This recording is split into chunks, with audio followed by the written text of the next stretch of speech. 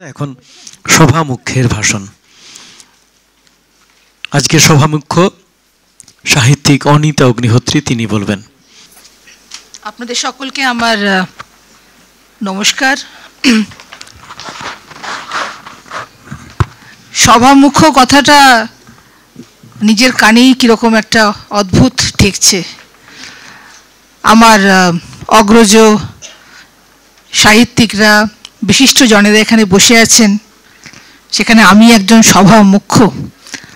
তার নিজের যোগ্যতা সম্বন্ধে নিজেরই যথেষ্ট সন্দেহ।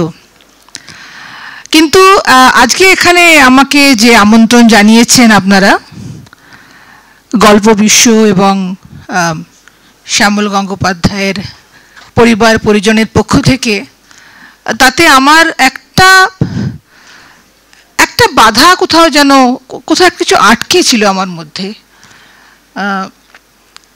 আজ থেকে 23 বছর আগেই তো আমার জন্মদিনে যখন শ্যামলদা চলে যান, সেই যে কষ্টটা আমার মধ্যে অবরুদ্ধ অবস্থায় ছিল, সেটা কোনোভাবে আজকে হয়তো একটু মুক্তির পথ পেল।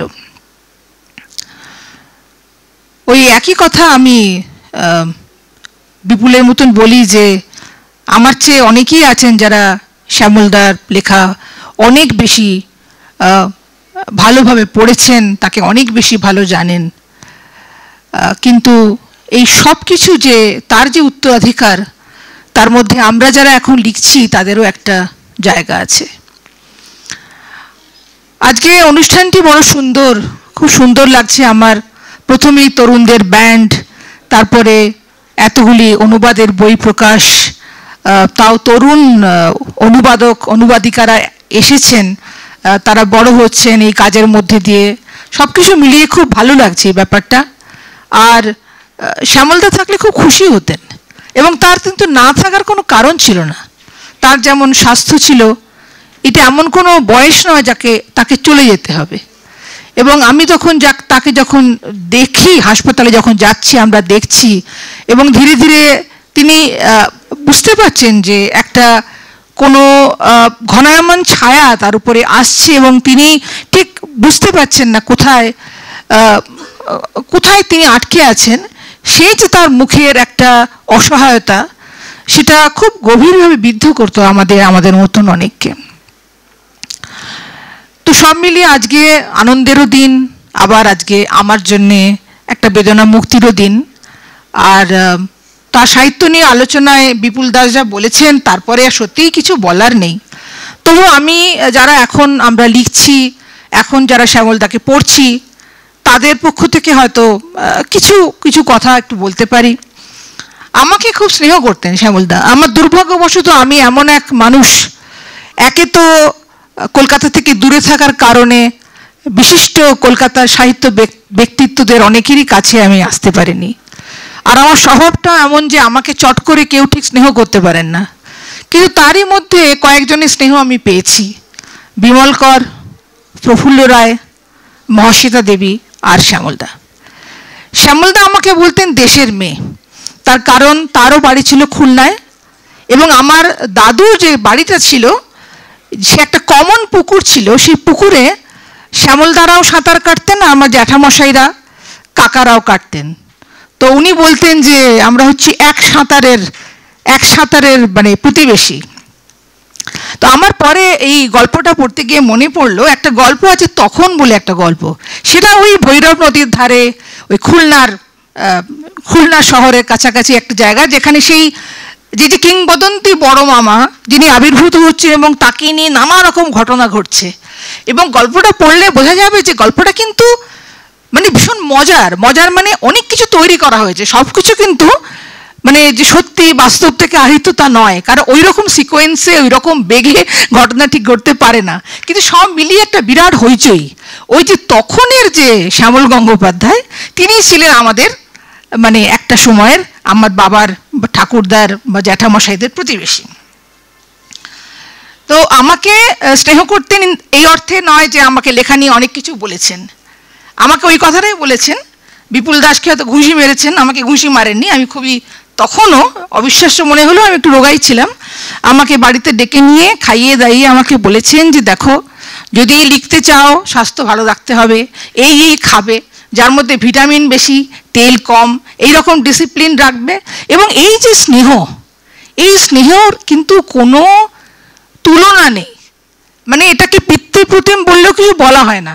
একজন এত বড় মাপের লেখক, তিনি কিন্তু কোনোদিন বলেননি এই আমার অমুক লেখাটা পড়েছো, আমার এটা দেখেছো, কোনোদিন নয়। তার একটা কারণ আমি পরে বুঝি, তার লেখার পাঠের মধ্যে এসে। তার আগে ছোট্ট একটা মজার কথা বলিনি, যেরকম বিপুলও বললেন। আমাকে হঠাৎ কলকাতার বইমেলায়, তখন এই ময়দানে বইমেলা হতো, হাঁটতে হাঁটতে বললেন যে আচ্ছা তোমার কীরকম বর ভালো লেগেছে বলো তো, বাঙালি না মারাঠি? আমি উত্তর দিতে যাচ্ছিলাম, যেদিকেই বললাম যে প্রশ্ন মতো ফাঁদ আছে। আমি বললাম শ্যামলদা, আমি তো একরকম বরই জানি। তখন কি হাসি, দুলে দুলে হাসি, মানে এত খুশি হয়েছেন আমাকে একটা প্যাঁচে ফেলতে পেরে। মানে এইরকম ধরনের একজন মানুষ ছিলেন আর কি।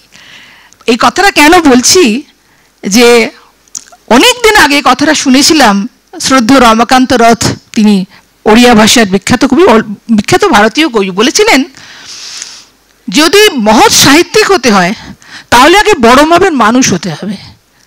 সেটা না হলে কিন্তু হলো না।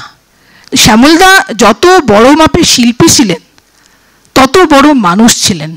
এবং ওই জিনিসটা কিন্তু আয়ত্ত করা আমাদের কারো পক্ষে সম্ভব নয়। সম্ভব নয় কারণ একজন, সেই ছোটবেলার গল্প শুনতাম না, রাজার বাড়িতে খুব খেয়ে একজনের মনে হয়েছিল যে উফ কি ভালো খেলাম, এটা যদি বাড়িতে খেতে পারতাম তো কি করা যায়। কেউ একজন বলল রাজার বাড়ি হাঁড়িটা নিয়ে যাও, ওই হাঁড়িতে রান্না হয় তো, ওর মধ্যে সব কিছু আছে। তো সে মহা আনন্দে বড় হাঁড়িটা পিঠে করে বাড়িতে এলো। অবশ্যই সে হাঁড়িতে রান্না করে দেখলো যে রান্নাটা তো ওরকম হয় না, সত্যি সত্যিই তো হাঁড়িটা কোনো ফ্যাক্টর নয়। তো আমার মনে হয় আজকে এই সময় দাঁড়িয়ে যে আমাদের জন্যে, যারা তরুণতর, যারা এখন লিখছি, তাদের জন্যে একটা খুব বড় একটা শস্যের মাঠ রেখে গেছেন শ্যামলদা। সেটাকে ঘুরে ঘুরে, কখনো জ্যোৎস্নায় কখনো রোদে, আমাদের দেখতে হবে যে তার মধ্যে কি আছে। আমি হাতের ব্যথার জন্য লিখতে পারিনি, তার ফলে আমার সব পাতা উল্টে পাল্টে যাচ্ছে। লেখক, এই যে কথাটা বললাম যে কোনোদিন বলেননি যে আমার অমুক লেখাটা দেখো বা আমি কি লিখেছি, এই জিনিসটা কিন্তু খুব গুরুত্বপূর্ণ। এটা বিপুল বলেছেন যে আমরা অল্প কিছু লিখে মনে করি কি দারুণ কিছু একটা লিখে ফেললাম, কি বিরাট একটা কীর্তি করেছি। মানে আমাদের যে লেখকত্ব সব সময় যেন আমাদের ভিতর থেকে উপচে উঠছে, আমরা যেন শতকরা 100% একজন লেখক, তার বাইরে কিছু নেই। এবং এখন যে সময়টা এসেছে খুবই দুঃখজনক সময়, মানে এই যে ভিজুয়াল মিডিয়া, সোশ্যাল মিডিয়ার যুগ, যে আমাদের মধ্যে একটা অদ্ভুত দ্রোহের ভাব তৈরি করছে। কারো 2-3 পাঠক, 50 জন পাঠক নিয়ে সব সময় আমাদের মধ্যে টানাটানি চলছে, মানে কি এগিয়ে গেল কি পিছিয়ে গেল। আমি জানি না শ্যামলদা এই সময় থাকলে কি করতেন, আমার মনে হয় না তিনি কোনোভাবে এইসব নিয়ে মাথা ঘামাতেন। একটা লেখার সম্বন্ধে কিন্তু বলছেন, বিরাট বিশ্ব কাল অনন্ত, তার মাঝে মানুষজন দেখি, দেখি গাছপালা নদী মেঘ পাহাড় আলো। যখন লেখেন তখন সেই লেখাটার মধ্যে থাকেন, লেখা হয়ে গেলে তিনি আর কখনো ফিরে পড়েন না। এই একটা গল্পে এর আমি আভাসটা পাচ্ছিলাম।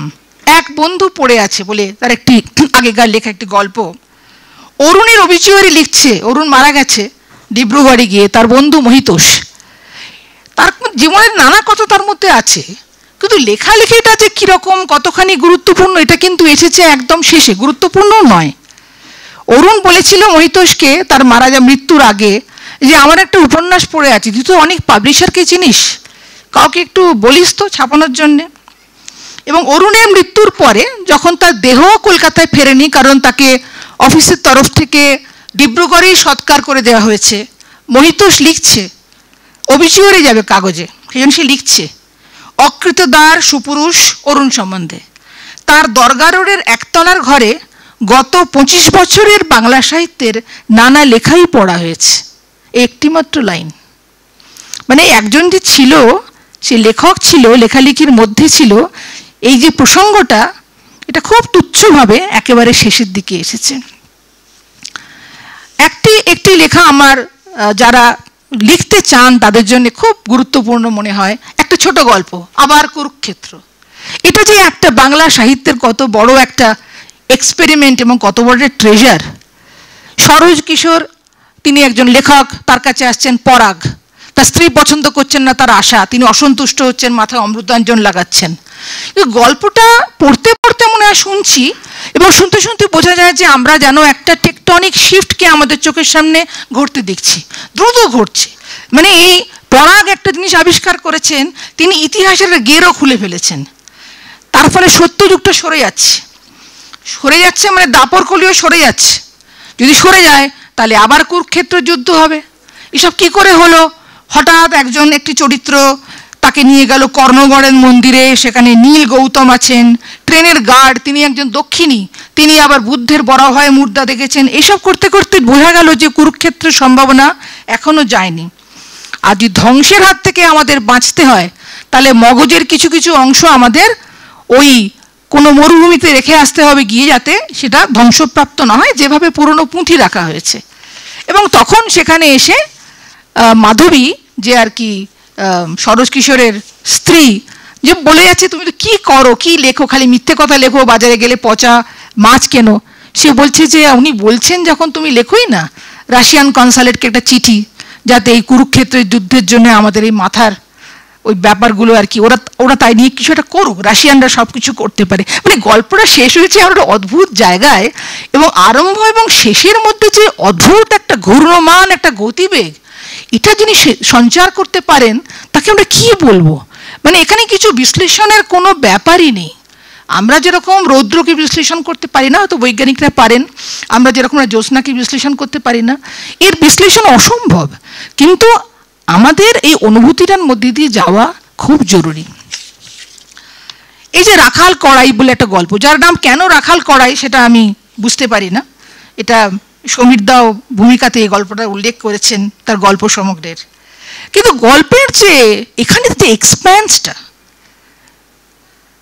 ক্ষীরোদ বাদার একটা বিরাট তেঁতুল গাছের সন্ধানে হচ্ছে ক্ষীরোদ কলকাতা থেকে। সেই তেঁতুল গাছটাতে 6 পুরুষকে পোড়ানো হয়েছে তার একটা একটা ডালে। সেই গাছটা সে কেটে আনবে, সে কেটে আনার কাজ করতে গিয়ে, গাছটা কিনতে গিয়ে সে একটা অদ্ভুত একটা ব্যাপারের মধ্যে জড়িয়ে পড়ে, যেখানে সে বুঝতে পারে যে না, হয়তো গাছ কাটা যায় না। সে বুঝতে পারে যে এদের পূর্বপুরুষ এই পোড়ো গায়েন চলে গেছিল নদী পেরিয়ে, যে নদীটা এখন আর নেই, কিন্তু সেই নাবাল জমি দিয়ে তলার দিকে যেতে যেতে সে বুঝতে পারছে যে আবার জল ফিরে আসছে। যদি জল ফিরে আসে তাহলে যে চলে গিয়েছিল সে আবার ফিরে আসবে। যদি সে ফিরে আসে তখন সে গাছটা চাইবে, এবং সে পুরো এই মাঠ, নদী, গাছ সব কিছু নিয়ে চুপ করে অন্ধকারে বসে আছে। এই যে গ্রাস্প একজন লেখকের, যে কতখানি একটা লেখার মাধ্যমে অধিগ্রহণ করা যায়, এই জিনিসটা একটা ব্যাপার যেটা আমরা হয়তো শিখতে না পারি, আমরা হয়তো দেখতে পারি। যেমন আমরা কোনো শিল্পকে দেখি, শিল্প সৃষ্টি তো আমরা নতুন করে করতে পারবো না। আমরা যে কারণে একটা ছবির কাছে যাই, একটা মূর্তির কাছে যাই, আমরা স্তব্ধ হয়ে দেখি। তো এই শ্যামল গঙ্গোপাধ্যায় প্রসঙ্গে সত্যি সত্যি বিদেশি সাহিত্যের কথা বলতে একেবারেই ইচ্ছে করে না, ম্যাজিক রিয়েলিজম বা অন্য কিছু। তিনি এতটাই বাংলার নিজস্ব, বাংলাই বলছি, যদিও তার লেখার মধ্যে ভারতীয়ত্ব সব অর্থে বিদ্যমান। গোবিন্দভোগ চালের পায়েস যেমন, বা প্রদীপের শিখা থেকে তুলে আনা কাজল যেমন, ততখানি শ্যামল গঙ্গোপাধ্যায় আমাদের ঘরের, আমাদের নিজেদের। তো তিনি যে কত বড় মাপের শিল্পী ছিলেন এটা আমি আগেই বলেছি। তা যেমন তার লেখার মধ্যে ব্যক্ত, তিনি কত বড় মাপের মানুষ ছিলেন তা তার শিল্প কাজের মধ্যে ব্যক্ত। একটা কথা আমি পড়ছিলাম সেদিন, একটু বিদেশের উল্লেখ আনি। ফ্রান্স কাফকা বলেছেন, যে লেখা আমাদের আঘাত দেয় না তীব্রভাবে, যে লেখা অ্যাকচুয়ালি বরফের স্তর ফাটিয়ে রক্তকে আনে না, সে লেখা পড়ার কোনো মানে হয় না। শ্যামল গঙ্গোপাধ্যায় লেখা কি আমাদের আঘাত দেয় আমি জানি না, কিন্তু যে গভীর মর্মবেদনা তার লেখার মধ্যে রয়েছে সেটা পড়তে পড়তে মনে হয় সব আঘাত কিন্তু দেখা যায় না, সব আঘাতে কিন্তু বাইরে রক্তপাত হয় না। অনেক সময় আঘাতের রক্তপাত ভিতরে থাকে, সে রক্ত ভিতরে জমে থাকে। তো এই যে বেদনার কথা, আমাদের গভীর অভিঘাতের কথা বলেছেন, শ্যামল গঙ্গোপাধ্যায়ের লেখার যে অভিঘাত, বেদনার অভিঘাত, তা হয়তো ফ্রান্স কাফকার হিসেবের সঙ্গে বা তার তুলনার সঙ্গে না মিললেও আজীবন সঞ্চিত হয়ে থাকে। এটা হচ্ছে একজন পাঠকের সবচেয়ে বড় পাওয়া। আমি আর দু একটি লেখার কথা বলি এখানে। কিছু প্রসঙ্গ আগেই বিপুল দাস বলেছেন। এই যে যৌন জীবনের প্রসঙ্গে, হ্যাঁ, একটা অদ্ভুত গল্প ছায়া পূর্বগামিনী। এই গল্পটা একটু এদিক ওদিকভাবে লিখলেই কিন্তু একটা অশ্লীল গল্প হয়ে যেত। একটি মেয়ে 11 টাকার জন্যে তার কোলের সন্তানকে নিয়ে একটি মানুষের সঙ্গে মিলিত হয়ে উপার্জন করতে এসছে। কিন্তু এই গল্পটার মধ্যে এমন একটা অ্যাবস্ট্রাক্ট ব্যাপার, সে মানুষ আবার কে? এটা কিন্তু শ্যামল গঙ্গোপাধ্যায় অনেক লেখাতেই আছে। তার স্ত্রীর চিঠি তার টেবিলের উপরে, স্ত্রীকে নিয়ে সে অসুখী নয়। এটা কিন্তু একটা জিনিস তাকে দেখার, যে যেটার পলিটিক্যাল কারেক্টনেস কিভাবে বিচার করা যাবে আমি জানি না। স্ত্রীর সঙ্গে তৃপ্ত, কিন্তু তার ভালোবাসার যে অতৃপ্তি তার রয়ে গেছে। তার কারণ এটা কোনো শেষ নেই, তিনি সেটা খুঁজছেন। এবং এখানেও গিরিন নামে সেই চরিত্র, সে মেয়েটি চলে যাচ্ছে, একটা অ্যাবস্ট্রাক্ট বিকেল নেমে আসছে। যেভাবে তিনি এই পুরো ব্যাপারটাকে এঁকেছেন, তার মধ্যে যে করুণা, যে জীবনবোধ সঞ্চারিত হয়েছে, তা কিন্তু গল্পটাকে, এটাকে একটা রিসর্স এজ বলা যায়। মানে একটা খুরের ডগায় হাঁটা, এটা থেকে একটু বিচ্যুত হয়ে গেলেই কিন্তু গল্পটা একটা অন্য ক্রুড একটা মাত্রা পেত। এবং একইভাবে এই যে গল্পটা, এই গল্পটার নাম হচ্ছে কে আসেনি। কে আসেনি অদ্ভুত এই যে ইম্যাজিনেশন। নদীর খাল ছেঁচা হচ্ছে, সেখান থেকে মাছ বেরোবে, মাছের ভাগ নিতে সবাই এসছে, কয়েকজন আসেনি। একজন শশী মিস্ত্রি আসেনি, একজন তার নিজের বউই আসেনি। কিন্তু কার কথা ভাবছে সে? এর নাম কি? কে আসেনির হ্যাঁ, খগেন। খগেন মনে করছে তাকে, সেই যে বিধবা, খুবই শক্তিশালী এক মহিলা ছিল, যে সব ক্ষেতের কাজকর্ম করত, ক্ষেত সামলাতো, কনক, পরে যার মজুর হয়ে গেল, পরে তার ভাগ চাষি হয়ে গেল খগেন। সে মারা গেছে, তার ঘরে সে আর নেই। তাকে তার স্ত্রী বৃহস্পতি পছন্দ করতো না। সে শেষ মুহূর্তে লিখেও দিয়ে গেছিল তার ভাগের সম্পত্তি খগেনের সন্তানকে। সেটাও লোক দেখানো মনে হয়েছে। তার সে ভিটে পড়ে আছে, সে ভিটেতে আর কোনোদিন সে ফিরবে না। এবং খালের যে মাছ জল ছেঁচার কাজ চলছে, সেই জল ছেঁচার সময়ে তার কথা মনে পড়ছে। কে আসেনি, কে আসেনি, একটা দুটো লাইন আমি পড়ি।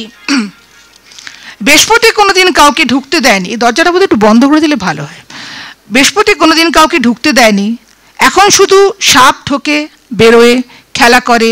ঢেঁকি ঘরটা গত বর্ষায় পড়ে গেল, কেউ দেওয়াল তুলে দেওয়ার কথাও বলে না। সবুজ শ্যাওলায় বাঁশের খুঁটিগুলো ছায়ার ভিতর কালো কালো দেখায়। ঘটির নামে, মানে ওর ছেলের নামের খামার বাড়িতে এখন জঙ্গল। তো এই যে একটা বিজনতা, একটা পরিত্যক্ত বাড়ির, এবং খাল ছেঁচতে গিয়ে মনে পড়া সেই মহিলাকে, সে প্রেমিকাও ছিল, একটা সম্বন্ধ ছিল যার কোনো নাম নেই, এবং এই খগেন তার ভাগচাষী ছিল। সব মিলিয়ে এটা একটা অপূর্ব প্রেমের গল্প। এবং এই গল্পের অভ্যন্তরে যে কি আছে, সেটা গল্পটা পড়লে তবেই বোঝা যাবে। এটা কোনো মুখের কথায় বলার কথা নয়। আমি ওই কবির এই বিষয় আসারের প্রসঙ্গতে আমি যাচ্ছি, বিস্তৃতভাবে যাব না। এটা বিপুল বলেছেন আমাদের সকলকে, এটা বোধহয় খুব মুগ্ধ করে। আমাকে যেটা মুগ্ধ করে সেটা হচ্ছে এই যে উপন্যাসের ভিতরকার যে ট্রানজিশনটা। মানে প্রথমে কুবের এলো, সে তখন মৌজার ম্যাপ দেখছে, সে কিভাবে জমি মাপতে হয়, কিভাবে ভাগ করতে হয় সব দেখছে, দর দাম, মানে এগুলো হয়তো কলকাতার লোকেরা সেই সময় পড়তে পড়তে খুবই খুবই বিরক্ত বা হতাশ্বাস হয়ে যাচ্ছিলেন। অদ্ভুতভাবে সেখানে চলে এলো একটা সাপ যে কথা বলে, তারপরে তার স্ত্রী আছে, বুলু আছে, কিন্তু তা সত্ত্বেও আভার সঙ্গে সে চলে যায় একটা দ্বীপে, এবং তার কাছে সে বোঝে সেই চাঁদের কথাটা, এবং সেই চাঁদটাকে সে ধরতে যায়। তো এর যে একটা বিরাট সুইপ, মনে হচ্ছে আপাত দৃষ্টিতে একটা বাস্তব, কিন্তু বাস্তব থেকে চলে গেল একটা অদ্ভুত অ্যাবস্ট্রাকশনে।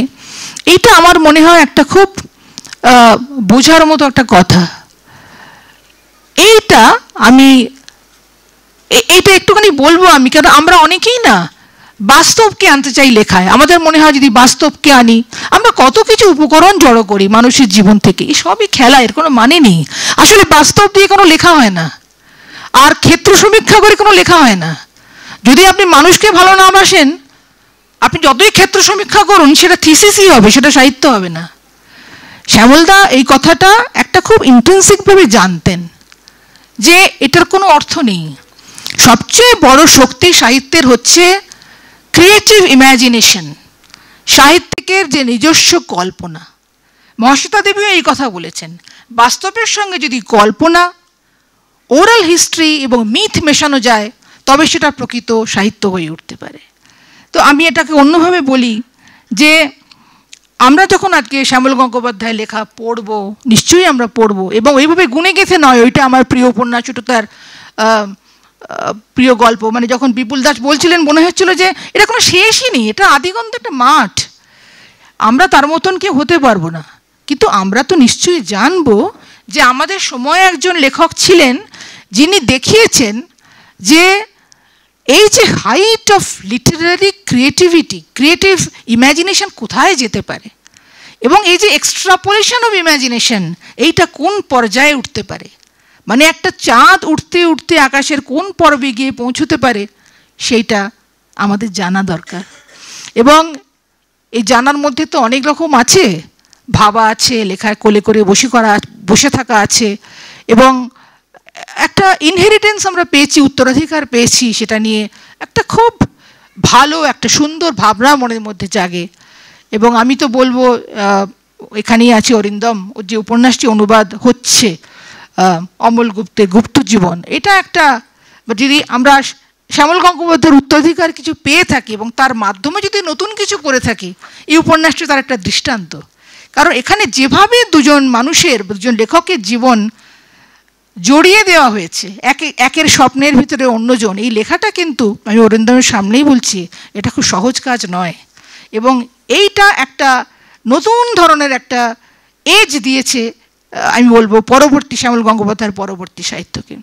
তো আমি আর বিশেষ কিছু বলবো না, আমি খুব আপ্লুত বোধ করছি আজকে যখন শ্যামল গঙ্গোপাধ্যায়ের ছবিতে আমি মালা পরাচ্ছিলাম, আমার মনে হচ্ছিল একটা জীবনের অবিস্মরণীয় মুহূর্ত। এবং যে মানুষটি আমাকে দেশের মেয়ে বলতেন, এবং আমাদের মধ্যে লেখালেখি নিয়ে তেমন কোনো কথা হয়নি, কিন্তু রয়ে গেছেন কোথাও আমার মধ্যে, আমাদের মধ্যে, আর সেইটুকু নিয়ে আমরা এখন অনেকটা পথ আরও হাঁটতে পারি। নমস্কার। ধন্যবাদ সভা মুখ্য সাহিত্যিক অনিতা অগ্নিহোত্রীকে।